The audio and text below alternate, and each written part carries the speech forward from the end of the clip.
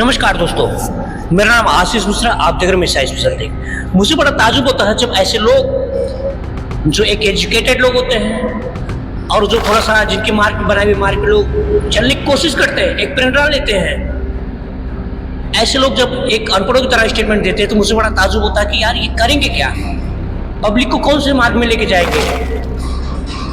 आज मैं जिसकी बात कर रहा हूँ टीएमसी पार्टी के जो पार्लियामेंट के मेंबर है अभिषेक बनर्जी की मैं बात कर रहा हूँ। अभिषेक बनर्जी ने जो एक स्टेटमेंट दिया है गृह मंत्री अमित शाह जी को लेके, उसे सुनने के बाद आपको बड़ा अजीब लगेगा। इस वीडियो में आप सुनिए। मैं अमित शाह को चैलेंज करूंगा, अगर आप में जिगरा है और आप मर्द के बच्चे हैं, 4 तारीख को कोलकाता में रहना, 12 बजे के बाद देखा जाएगा।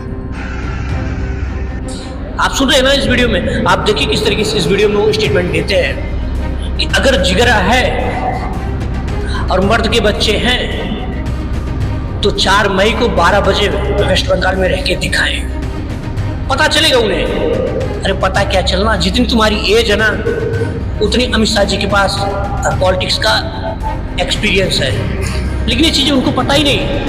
ओवर कॉन्फिडेंस में 3 बार की टीएमसी यानी ममता बनर्जी 3 बार की मुख्यमंत्री होती हैं और इसी ओवर कॉन्फिडेंस में ममता बनर्जी भी अपनी पार्टी के ऐसी तैसे करवा के रख दिया। उन्होंने 80 सीटों पे सिमट के रह गई और बीजेपी वहीं पे 206 सीटें लेके आई। यही ओवर कॉन्फिडेंस था और यही ओवर कॉन्फिडेंस ऐसे ही केजरीवाल जी को था। केजरीवाल जी ने जो स्टेटमेंट दिया था यहाँ पे दिल्ली में कि शाह मोदी जी को 7 जन्म लग जाएगा मुझे हराने के लिए, इनको ये नहीं पता इन लोगों को इनके पास कैसा एक्सपीरियंस है, इनके पास कौन सी बौद्धिक क्षमता है, ये पब्लिक को समझ नहीं पाते। 5 साल का इन लोगों का कार्यकाल होता है, लेकिन इनको ऐसे लगता है कि जैसे अब पब्लिक हमारे जेब में है, अब पब्लिक हमारे साथ से चलेगी। इनको ये नहीं पता जो आपका सिलेक्शन हुआ है, जो आप जिस सीट पे बैठे हुए हैं वो सीट वहाँ तक पहुँचने के लिए जनता का मत की रिक्वायरमेंट होती है, ना कि आपके व्यक्तिगत। लेकिन ये सारी चीज़ें इनको पता ही नहीं है। लेकिन अब मुझे ये अजीब सा लग रहा है कि अभिषेक बनर्जी जी के ऊपर बीतेगी क्या।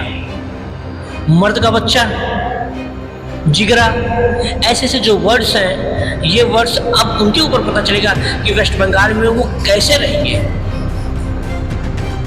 अमित शाह जी मान लीजिए गुजरात के रहने वाले हैं और वो वेस्ट बंगाल के रहने वाले हैं, और वेस्ट बंगाल में वो कैसे रहेंगे, अपने घर में ही किस तरीके से रहेंगे, उनको ये नहीं पता बिल्कुल भी।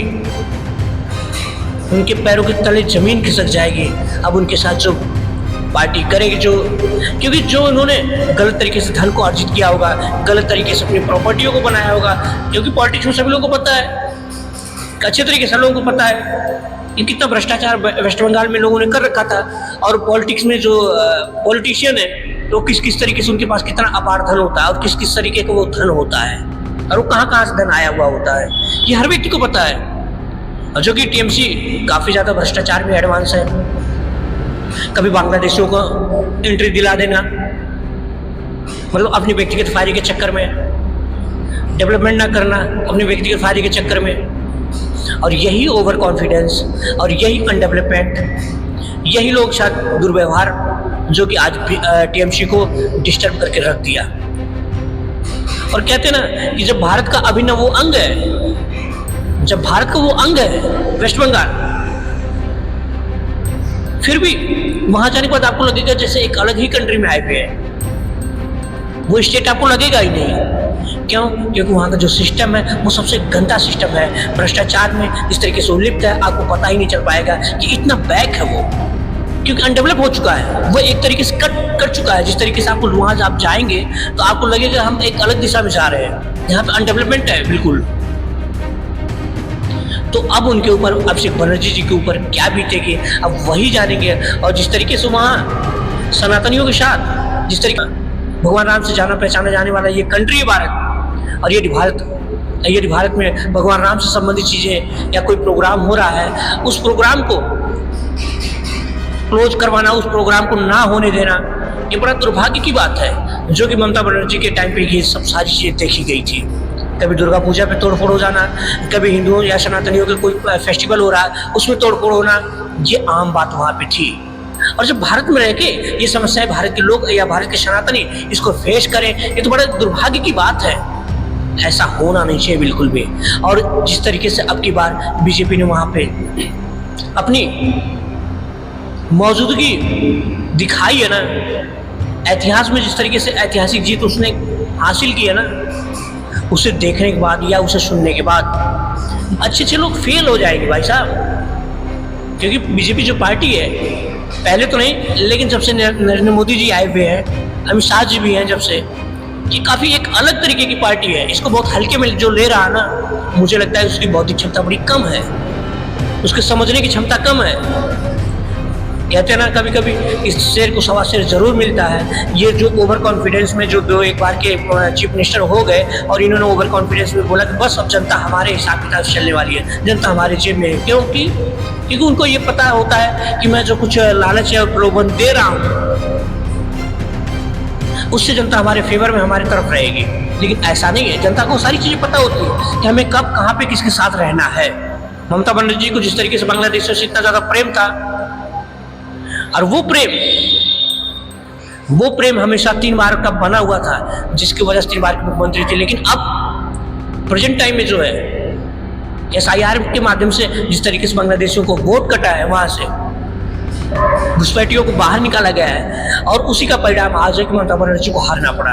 बनर्जी का 48% जो वोट पिछले 2021 में मिला हुआ था और 82% वोटिंग हुई थी।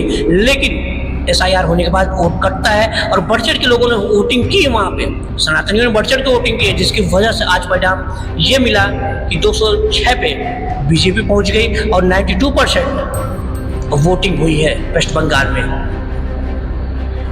तो ये सारी चीज़ें दिखती है इससे। लेकिन अब जो अभिषेक बनर्जी जी के साथ होगा वो बड़ा दुर्भाग्य वाली बात है। किस तरीके अगर थोड़ा सा मुझे लगता है अगर थोड़ी सी पोलाइटली बात वो करते, सोची समझी बातें करते, सोची समझी स्टेटमेंट देते, तो मुझे लगता है कि थोड़ा सा उनको राहत मिलती। लेकिन अब ED CBI के माध्यम से जिस तरीके से अभिषेक बनर्जी के साथ जो व्यवहार होगा ना, वो बड़ा गंदा होगा। और ममता बनर्जी सुनने में आ रहा है कि इस्तीफा देने से हट रही है, इस्तीफा नहीं देना चाह रही है। अब आप सोच सकते हैं कितनी बड़ी जो है भूख है सीट की, कितनी बड़ी लालच है व्यक्ति के अंदर, कि मतलब हारने के बाद भी सीट छोड़ने का दिल नहीं कर रहा है।